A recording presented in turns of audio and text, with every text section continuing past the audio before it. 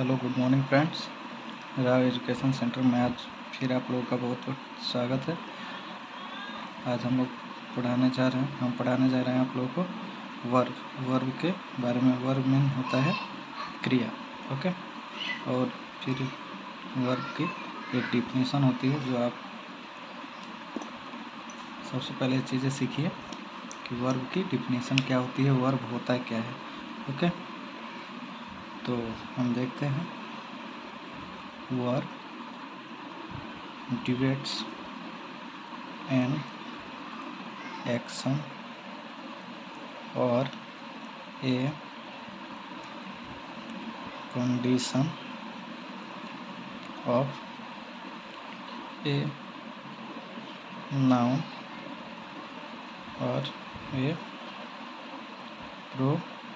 pronoun, okay. Verb derives an action or condition of noun और pronoun। इसका मतलब ये होता है कि क्रिया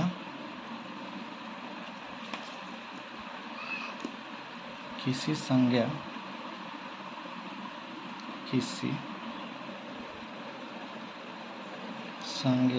या सर्वनाम के कार्य अथवा स्थिति को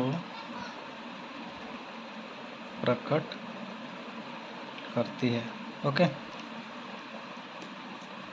अब थोड़ा इसका एक दो एग्जाम्पल देखेंगे तो समझ में आएगा। जैसे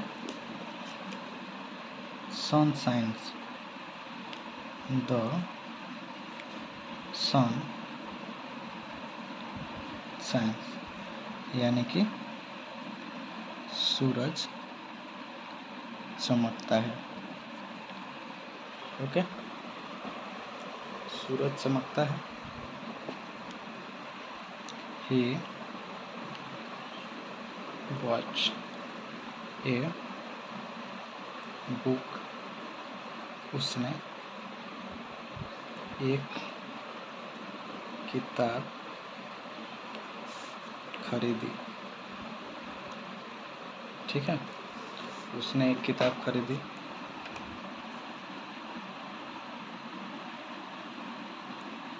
उसके बाद एक और एग्जांपल देख लेते हैं। आई एम वेरी वीक, मैं बहुत कमज़ोर हूँ, ओके। मैं बहुत कमज़ोर हूँ। अब हम देखते हैं कि उपयुक्त वाक्यों में साइन सूरज की स्थिति बताता है, हाँ, सूरज की स्थिति को बता रहा है। स्थिति यानी कि कंडीशन। आप लोगों को पहले ही बताया गया है कंडीशन वर्ब की डिफिनीशन में ही कि कंडीशन बता रहा है बॉट से कार्य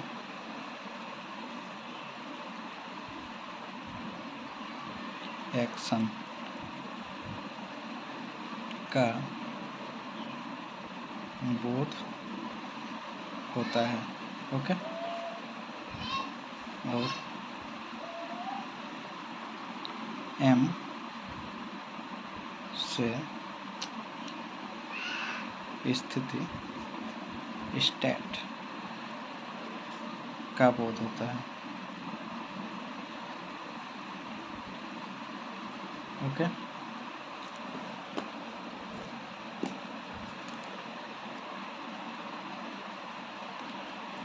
तो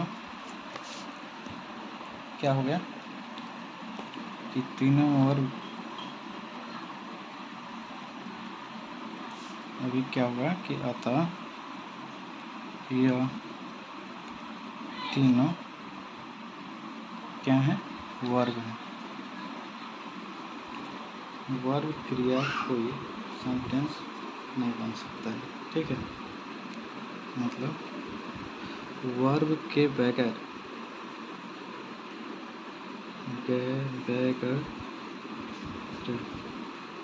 बगैर कोई सेंटेंस नहीं बन सकता है। जैसे वो जाता है, खाता है, पीता है, सोता है, इन सब में क्या है? खाना, पीना, सोना, ये सभी चीज़ें क्या है? वर्ब है, ठीक है। अब हम देखेंगे वर्ब के काइंड्स, प्रकार। तो काइंड्स ऑफ वर्ब, क्रिया के प्रकार। ओके, क्रिया के प्रकार देखेंगे तो इंग्लिश ग्रामर हम लोग पढ़ रहे हैं, तो इंग्लिश ग्रामर में, अंग्रेजी भाषा में जो वर्ब होता है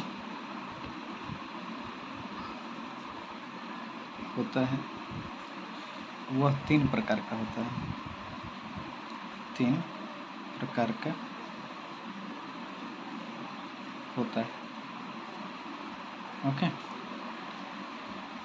थोड़ा नाम को डिनोट कर लेते हैं। ओके, फर्स्ट, सेकंड और थर्ड। फर्स्ट में हमारा आएगा ट्रांजिटिव वर्ब। ओके, सेकंड हमारा आएगा इंट्रांजिटिव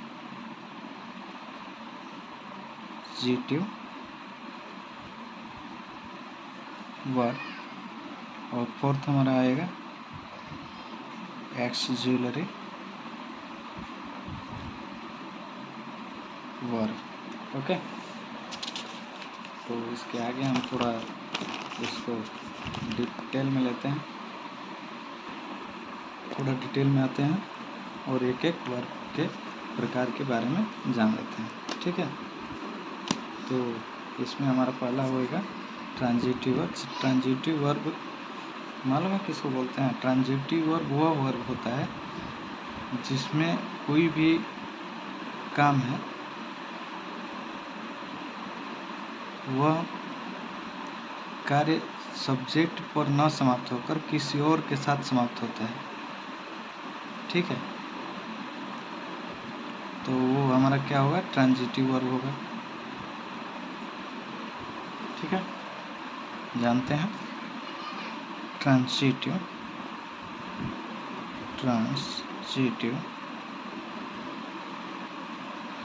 वर्ब उस वर्ब को कहते हैं जिसका कार्य सब्जेक्ट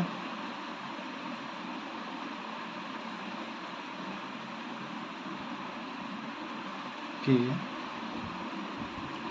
साथ न समाप्त होकर समाप्त। ट्रांजिटिव वर्ब वह वर्ब होता है जिसका कार्य सब्जेक्ट पे न समाप्त होकर किसी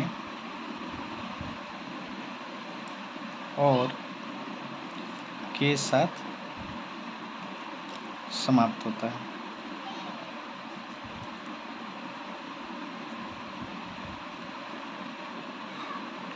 जैसे राम ईट्स, राम खाता है, ये हमारा इधर तक क्या हो जाता है? लेकिन राम ईट्स ब्रेड,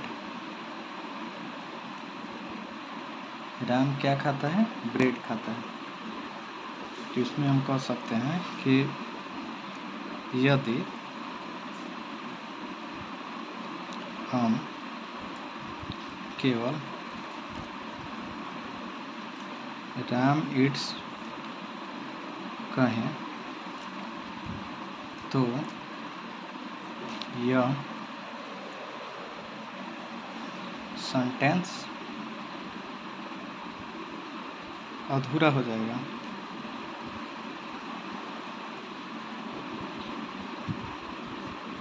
भाई राम खाता है, लेकिन इसमें ये मालूम नहीं चल रहा है ना कि राम क्या खाता है, तो इसलिए इसमें जो ब्रेड है, ब्रेड कहने पर क्या हो रहा है, यह पूर्ण सेंटेंस बन रहा है, सेंटेंस बन रहा है। और यहाँ राम सब्जेक्ट है,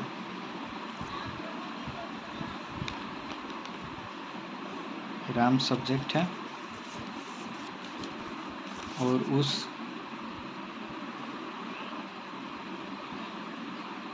उसका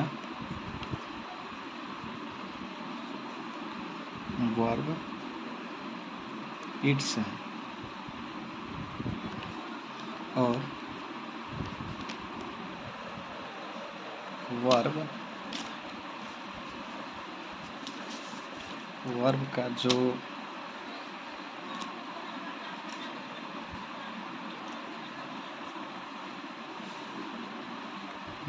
का जो ऑब्जेक्ट है, वर्ब का ऑब्जेक्ट है, वह क्या है, वह ब्रेड है।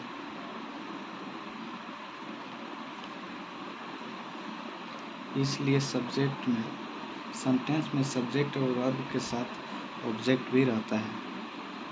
इसको बोल सकते हैं ना कि इसलिए सेंटेंस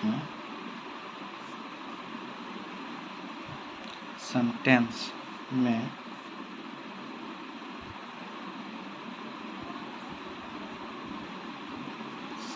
राम सब्जेक्ट के साथ वर्ब और वर्ब के साथ ऑब्जेक्ट भी रहता है। ओके, अभी यहाँ पे हम कुछ इसके एग्जाम्पल देखते हैं। Transitive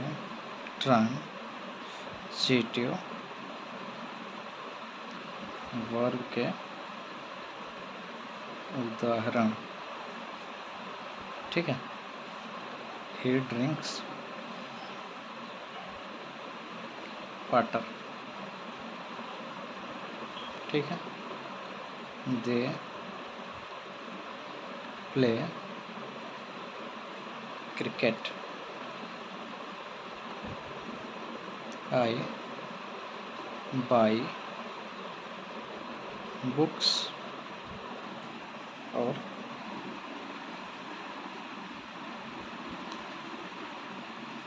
father reads stories.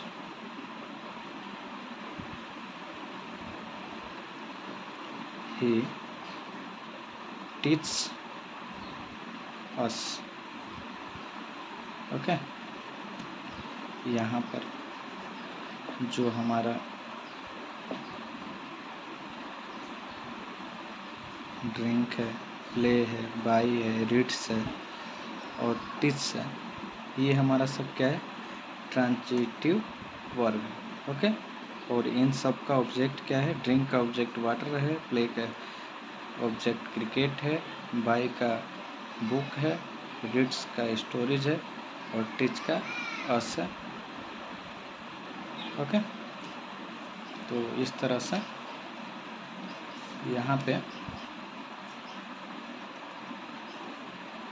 ये हमारा ट्रांजिटिव वर्ब समाप्त हो गया। अब हम देखेंगे नेक्स्ट में इंट्रांजिटिव वर्ब के बारे में। ओके, अब देखते हैं इंट्रांजिटिव वर्ब। तो इसमें होगा इंट्रांजिटिव वर्ब ऐसे वर्ब जिनका कार्य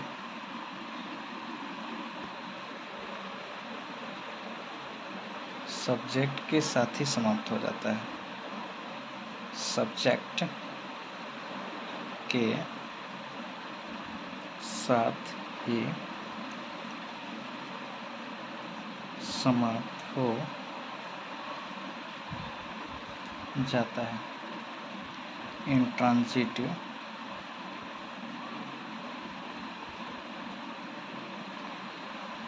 वर्ब कहलाते हैं। इसका भी एग्जाम्पल देख लेते हैं।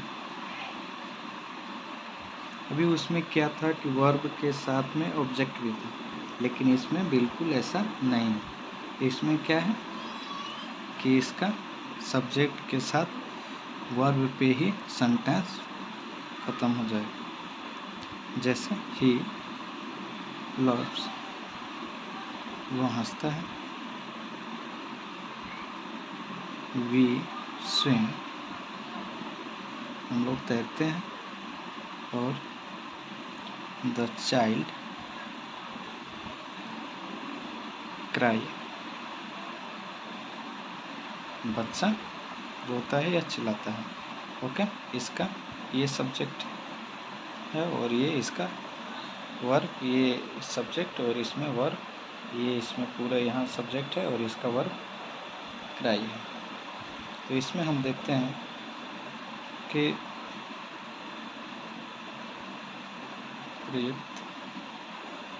ऊपर के वाक्यों में मतलब वर्ब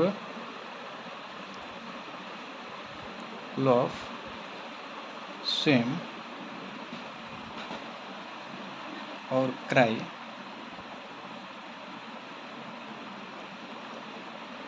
इंट्रांजिटिव वर्ब है। इंट्रांजिटिव वर्ब है। और अब हमारे पास लास्ट बचा है थर्ड और आखिरी एक्सजिलरी वर्ब। एक्सजिलरी वर्ब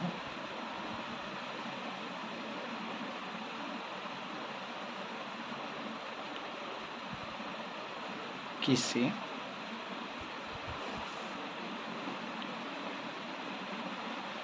वर्ब को टेंस में सहायता पहुंचाता है। ओके, एक्सजिलरी वर्ब वो वर्ब होता है जो किसी वर्ब में टेंस को सहायता पहुंचाता है। ठीक है, अब कैसे, इसको भी तो जानना चाहिए ना। तो हम एग्जाम्पल देखेंगे तो खुद ब खुद समझ में आ जाएगा। आई शैल गो, मैं जाऊंगा। ही विल कम, वह आएगा। He has done it.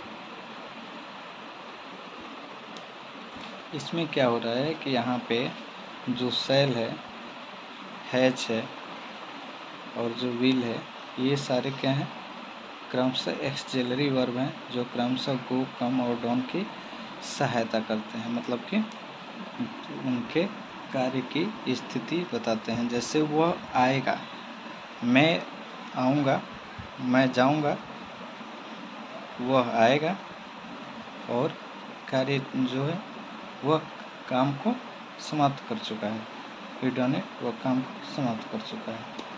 तो इस तरह से यहाँ पे ये हमारे क्या हो गए, एक्सजिलरी वर्ब हुए।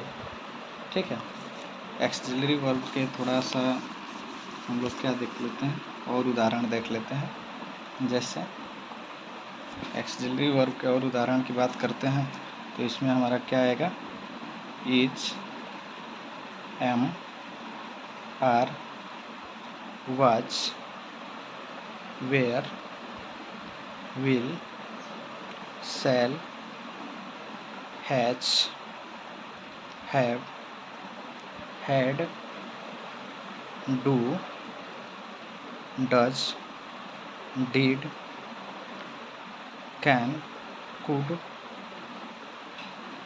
मे, माइट, वुड और शुड। ओके, ये हमारे सभी क्या होंगे, इट से ये हमारे क्या हो गए, सभी एक्सिलरी वर्ब हैं जो वर्ब में सेंटेंस की सहायता करते हैं, सेंटेंस में सहायता करते हैं। ओके, फिर इसके नेक्स्ट में थोड़ा और देख लेते हैं। इसमें देखेंगे कि कुछ प्रिंसिपल वर्ब हैं जो अकेले ही आते हैं और एक्सिलरी वर्ब के साथ भी, पर एक्सिलरी वर्ब कभी अकेले नहीं आते हैं, उन्हें प्रिंसिपल वर्ब के साथ ही कार्य करना होता है। ठीक है, तो देखते हैं।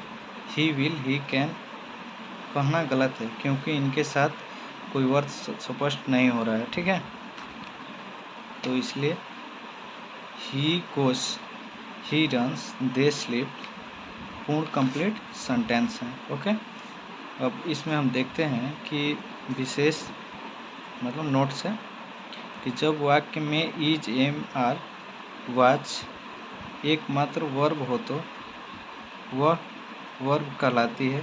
जैसे Ram is honest. Okay, second sentence हमारा है पूर्ण करने के लिए जो लिंकिंग वर्ब के बाद आता है उसे हम कंप्लीमेंट पूरक कहते हैं। ठीक है, लिंकिंग वर्ब के बाद, लिंकिंग वर्ब यानी क्या, ये हमारा जो एक्सिलरी है यही हमारा लिंकिंग वर्ब है। ओके, और इसके बाद में जो आता है वो हमारा क्या है, कंप्लीमेंट पूरक है जो सेंटेंस को पूर्ण करता है। एक बार और ध्यान देने योग्य है कि कभी कभी हम देखते हैं कि दो ऑब्जेक्ट आते हैं, जैसे ही give me toffees, okay, he bought और साइंस, यहाँ गिव के बाद में मी आ रहा है और टॉफी। ठीक है, मी के बाद में टॉफी आ रहा है और अस साइंस के बाद में साइंस आ रहा है। तो इसमें इस तरह के भी वाक्य आते हैं। ठीक है, जिनमें कभी कभी दो हमारे ऑब्जेक्ट होते हैं। ओके, और उनको हम क्या करते हैं कि ग्रामर के अनुसार वस्तुओं के नाम में डायरेक्ट ऑब्जेक्ट आते हैं और मनुष्य और पशुओं के नाम अथवा प्रोनाउंस इनडायरेक्ट ऑब्जेक्ट आते हैं। ठीक है,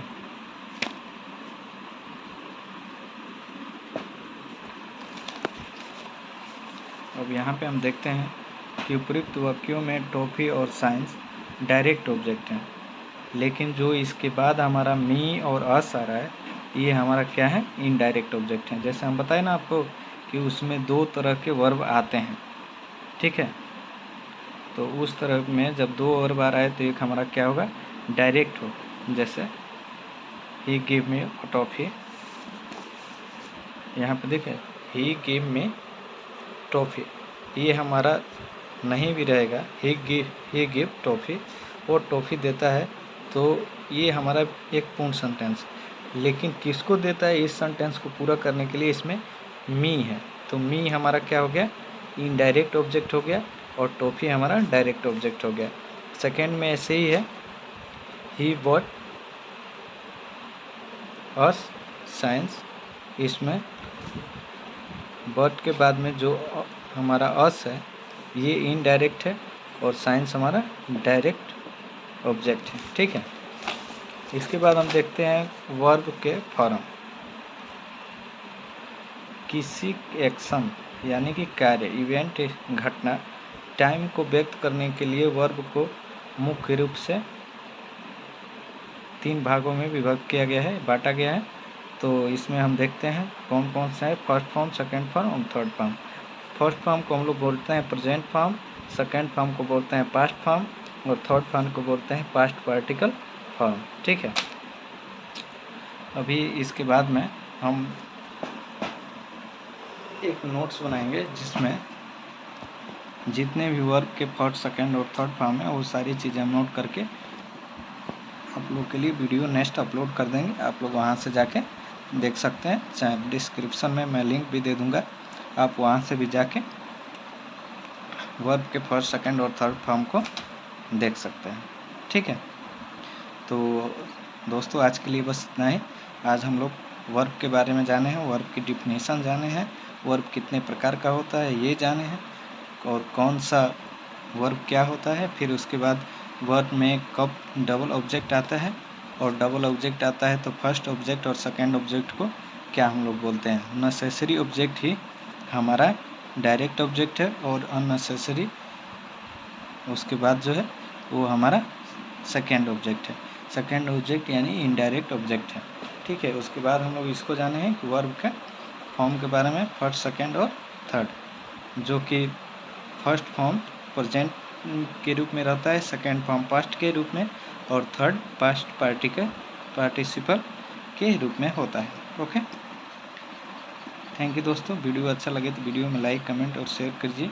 सबसे पहले आप लोग हमारे चैनल को सब्सक्राइब कीजिए, जिससे और भी आपके दोस्त जुड़ते जाएंगे और हमारा एक बहुत बड़ा राव एजुकेशन सेंटर बहुत बड़ा फैमिली हो जाएगा। Okay, thank you.